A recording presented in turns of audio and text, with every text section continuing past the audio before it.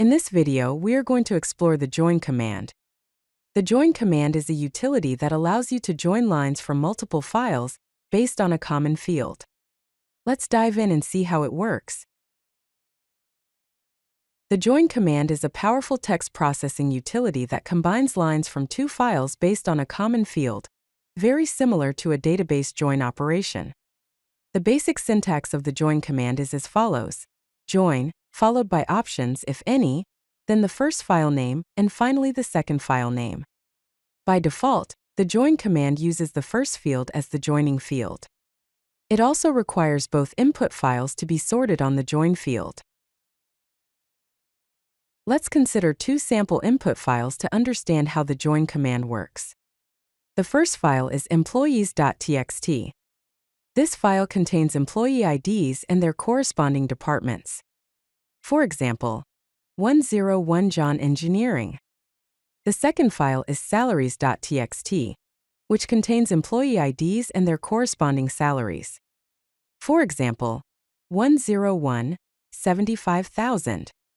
It's important to note that both files are sorted by the first field, which is the employee ID, and this is the join field.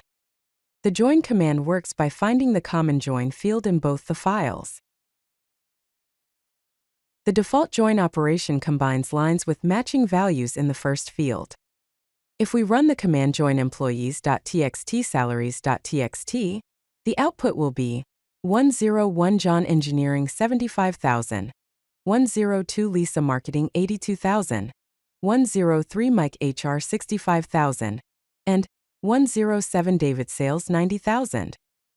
Notice that only matching records such as employee IDs 101, 102, 103, and 107 appear in the output. Employee 105, Sarah, is missing because there's no matching salary in the salary table. Similarly, employee 104 is missing because there is no matching employee record in the employee table. The join command also supports outer joins to include unmatched lines. To achieve this, use the option. A 1 includes unpairable lines from file 1, and a 2 includes unpairable lines from file 2.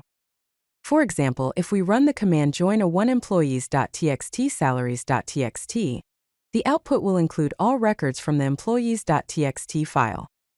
This means employee 105 Sarah will also be included, even though she has no salary record in the salaries.txt file. To specify which fields to join on, use the -1 and -2 options.